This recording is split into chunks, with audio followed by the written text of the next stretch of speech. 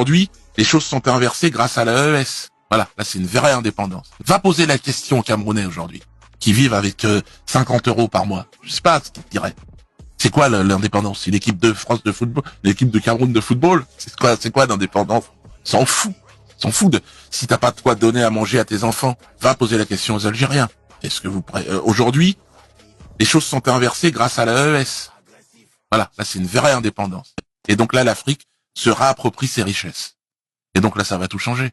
Et moi je vous le dis, l'Afrique de demain, c'est le continent le plus riche du monde. C'est là où tout le monde investit. Les Américains, les Chinois, les Turcs, les Brésiliens, tout le monde arrive. C'est normal. Il y a tout. Tu te baisses, ah regarde, c'est de l'or, là, fais gaffe où tu marches.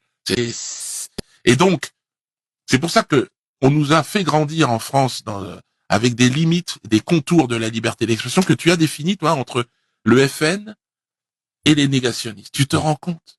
Après, le négationnisme sur le fait de dire les chambres à gaz n'ont pas existé, c'est la loi. De toute façon, t'es obligé de dire que ça existait.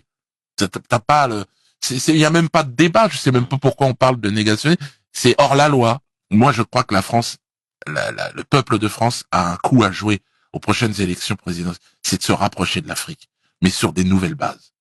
Et je pense qu'ils auraient tout intérêt à retisser des liens constructifs. Parce qu'il y a une technologie qui est maîtrisée ici, qui pourrait quand même intéresser aussi nos pays, et on a toutes les matières premières du monde entier. Les plus grosses réserves de pétrole, d'or, d'uranium, de diamants, nous avons de terres rares. On a tout. On est le continent le plus riche du monde. Voilà. Et le peuple le plus pauvre. Et puis il y a l'AES, il y a le Burkina, il y a le Niger, et les choses qui bougent. Et une génération d'Africains qui c'est fini.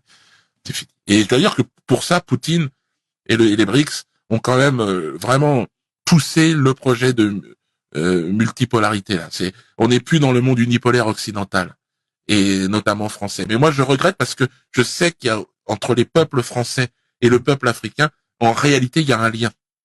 Et c'est dommage qu'il soit perdu à cause de cette injustice. Et pour finir là-dessus, je te disais tout à l'heure que dans le train de Dieudonné, la communauté entière est toujours restée. Ouais, toujours. Tu sais, il y en a plein qui sont montés, ils sont descendus, ah non, ça me parle plus, etc. Mais en tout cas, moi, toutes les personnes que je connais, me disent, non, il peut être boycotté comme il veut, moi je vais le soutenir, etc.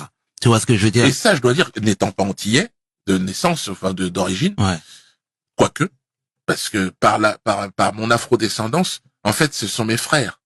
C'est un lien qui a été coupé dans le temps. Mais mais leur soutien a été pour moi quelque chose d'extrêmement important. Extrêmement. C'était d'ailleurs le soutien le plus important que j'ai reçu. Évidemment. Avec la communauté africaine, noire africaine qui a été, et même maghrébine aussi. Mais là, le plus, on va dire, au niveau de l'émotion, au niveau de l'engagement. C'est plus palpable. Non, mais écoute, physiquement, ils m'ont protégé. C'est quelque chose d'incroyable.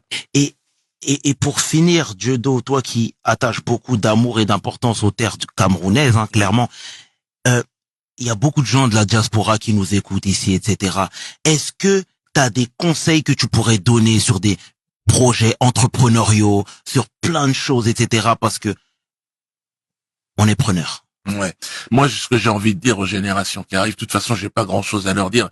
Elles savent mieux que moi comment il faut faire. Il y a l'IA, évidemment, qui arrive, Internet, tout ça. On a les matières premières, on a tout. Maintenant, faut s'organiser. Et de toute façon, on est le peuple de l'avenir. Voilà. Et puis, il y a un truc que je voudrais leur dire, c'est que l'histoire a été dure. Elle a été...